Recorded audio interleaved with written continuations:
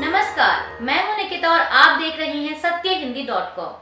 चलिए एक नजर डालते हैं अब तक की सुर्खियों पर। झारखंड की 81 विधानसभा सीटों पर हुए चुनाव में झारखंड मुक्ति मोर्चा और सहयोगी दलों ने 56 सीटों पर जीत दर्ज की है, जिसके बाद मुख्यमंत्री हेमंत सोरेन नई सरकार का दावा पेश करने राज्यपाल के ऑफिस पहुंचे। उन्होंने मीडिया से बात करते हुए कहा कि आज हमने महागठबंधन की ओर से नई सरकार के गठन की प्रक्रिया शुरू की है। आज हमने राज्यपाल के पास वर्तमान सरकार से इस्तीफा देते हुए आगामी सरकार के लिए दावा पेश किया है। उन्होंने मुझे कार्यवाहक मुख्यमंत्री का जिम्मा सौंपा है। इस दौरान कांग्रेस और आरजेडी के प्रभारी भी हमारे साथ रहे। हेमंत सोरेन ने बताया कि 28 नवंबर को शपथ ग्रहण समारोह का कार्यक्रम होगा। शिवसेना उद्धव गुट के नेता संजय राउत ने महाराष्ट्र विधानसभा चुनाव के जो परिणाम आए हैं उसके लिए पूर्व सीजेआई DY चंद्रचूड़ को जिम्मेदार ठहराया है। रविवार को संजय राउत ने मीडिया से बात करते हुए कहा कि महाराष्ट्र में जो नतीजे आए हैं वो बहुत ही चौंकाने वाले हैं। ऐसे नतीजे आने की उम्मीद किसी को नहीं थी। उन्होंने कहा कि किसी की कोई लहर नहीं थी। नरेंद्र मोदी और अमित शाह को महाराष्ट्र क्यों वोट देगा? पूरा कैंपेन उनके खिलाफ चला है।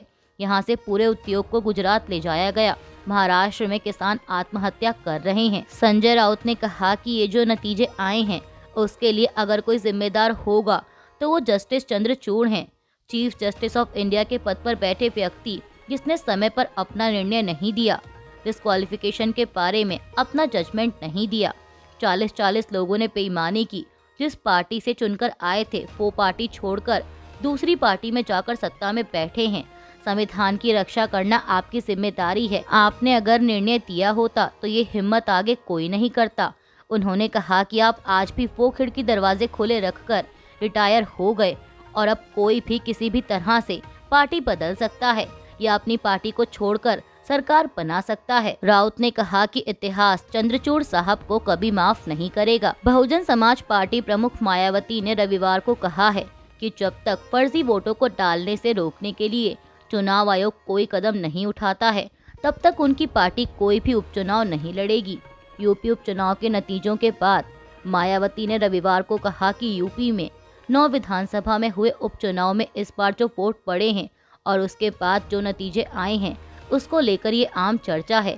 ये मैं खुद नहीं कह रही हूँ, ये लोगों में आम चर्चा है कि पहले देश में बैलेट पेपर के जरिए चुनाव जीतने के लिए सत्ता का दुरुपयोग करके फर्जी वोट डाले जाते थे और अब तो ईवीएम के जरिए भी ये कार्य किया जा रहा है, जो कि लोकतंत्र के लिए बड़े दुख और चिंता की बात है। मायावती ने कहा कि इतना ही नहीं, देश में लोकसभा व राज्यों में विधानसभा आम चुनाव के साथ साथ उपचुनावों में तो अब ये कार्य काफी खुलकर किया जा रहा है। ये सब हमें हाल ही में यूपी के उपचुनाव में देखने को मिला और इस बार महाराष्ट्र में विधानसभा के हुए आम चुनाव में भी इसको लेकर काफी आवाजें उठाई जा रही हैं। बसपा प्रमुख ने कहा कि यह अपने देश में लोकतंत्र के लिए बहुत बड़े खतरे की घंटी भी है। ऐसी स्थिति में अब हमारी पार्टी ने ये फैसला लिया है कि जब तक देश में फर्जी वोटों को डालने से रोकने के लिए देश के चुनाव आयोग द्वारा कोई सख्त कदम नहीं उठाए जाते हैं तब तक हमारी पार्टी देश में खासकर अब कोई भी उपचुनाव नहीं लड़ेगी। समाजवादी पार्टी प्रमुख अखिलेश यादव ने भी यूपी विधानसभा के उपचुनाव पर एक बार फिर प्रतिक्रिया दी है। उन्होंने सवाल उठाते हुए पुलिस प्रशासन पर गंभीर आरोप लगाए हैं।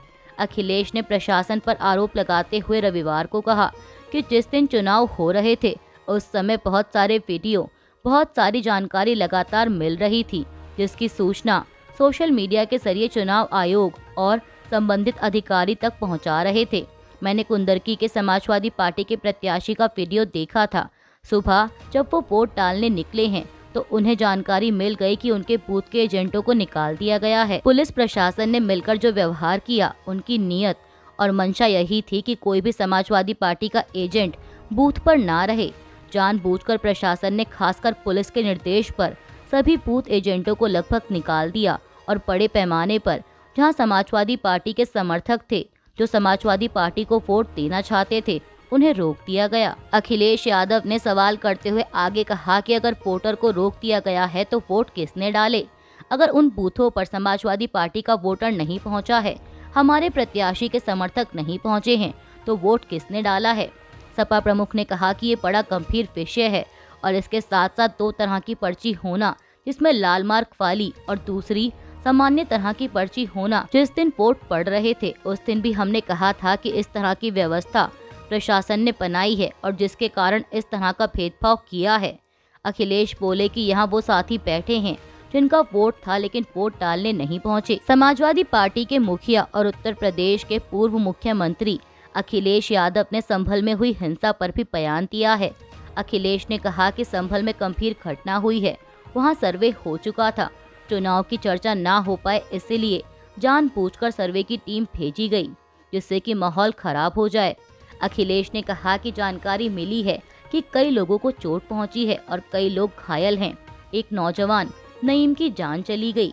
सपा प्रमुख ने पूछा कि आखिरकार जब सर्वे हो चुका था तब सरकार ने दोबारा बिना तैयारी के सर्वे क्यों कराया। उन्होंने यूपी सरकार पर सीधे निशाना साधते हुए कहा कि ये जानबूझकर किया गया है, ये जानबूझकर सरकार ने कराया है। ये जो संभल में हुआ है बीजेपी सरकार, प्रशासन सबने मिलकर कराया है जिससे कि चुनाव की धांधली पर, चुनाव की बेईमानी पर चर्चा ना हो सके। उत्तर प्रदेश के संभल में शाही जामा मस्जिद के सर्वे के दौरान स्थानीय लोगों का हिंसक विरोध देखने को मिला।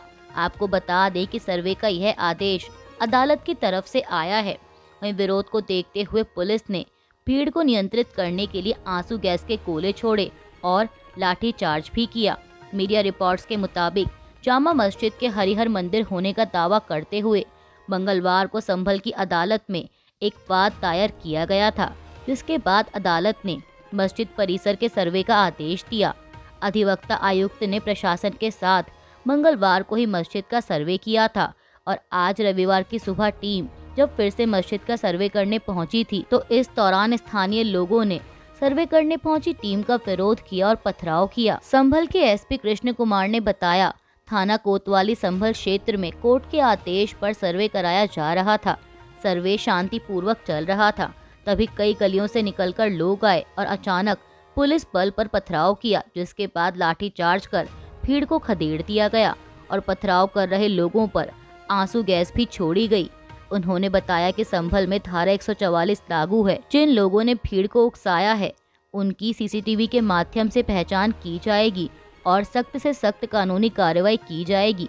ऐसी कार्रवाई होगी कि ये लोग याद रखेंगे। वहीं एक स्थानीय निवासी के मुताबिक इस समय हालात तनावपूर्ण बने हुए हैं। उत्तर प्रदेश के संभल में मस्जिद का सर्वे करने गई टीम सर्वे पूरा कर चुकी है। संभल के डीएम राजेंद्र पेंसिया ने यह जानकारी दी। समाचार एजेंसी ANI से उन्होंने कहा कि सर्वे पूरा हो चुका है और सर्वे टीम को हमने सुरक्षित जगह पर पहुंचा दिया है। डीएम ने कहा कि बाकी जो चीजें हैं वो कंट्रोल में हैं और जो भी दंगाई हैं या जो भी शरारती तत्व हैं उन पर कठोर कार्रवाई की जाएगी, किसी को भी बख्शा नहीं जाएगा। वहीं मस्जिद का सर्वे करने वाली टीम के वकील विष्णु शंकर जैन ने बताया कि सुबह 7:30 बजे से 10 बजे तक कमीशन की कार्रवाई हुई। जो फीचर्स हैं, जितनी चीजें हैं, उसकी वीडियोग्राफी और फोटोग्राफी एडवोकेट कमीशन द्वारा हो चुकी है। उन्होंने बताया कि ये सर्वे पूरा हो चुका है और 29 नवंबर को सर्वे की रिपोर्ट कोर्ट में पेश की जाएगी। मुख्यमंत्री एकनाथ शिंदे की अगुवाई वाली शिवसेना ने महाराष्ट्र में 36 विधानसभा सीटों पर प्रतिद्वंदी उद्धव ठाकरे की शिवसेना UBT को हराया है, जिससे दिवंगत बाल ठाकरे द्वारा स्थापित असली पार्टी कौन सी है, इस पर बहस खत्म हो गई है।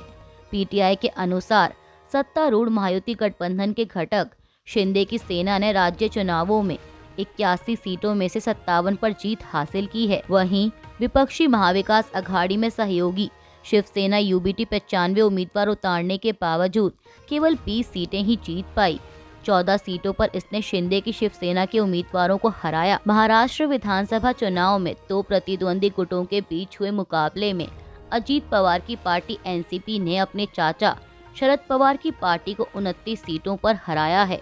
चुनाव आयोग के आंकड़ों के अनुसार सत्तारूढ़ महायुति के घटक उप मुख्यमंत्री अजीत पवार की पार्टी NCP ने 59 सीटों पर चुनाव लड़कर 41 सीटें जीती हैं। कर्नाटक के गृह मंत्री जी परमेश्वर ने महाराष्ट्र विधानसभा चुनाव के नतीजे पर कहा कि महाराष्ट्र में बेशक कांग्रेस और महाविकास अघाड़ी ने बहुत बुरा प्रदर्शन किया है। महाराष्ट्र में हमारे कुछ नेताओं ने एक साथ बैठकर विश्लेषण किया। हमें जो जानकारी मिली है वह आश्चर्यजनक है कि ईवीएम हैक किया गया था। हर निर्वाचन क्षेत्र में नहीं, लेकिन मेरा मानना है कि उन्होंने चुनिंदा रूप से ईवीएम हैक किए। अभी के लिए बस इतना ही। बाकी की खबरों के लिए जुड़े रहिए सत्यहिंदी.com के साथ।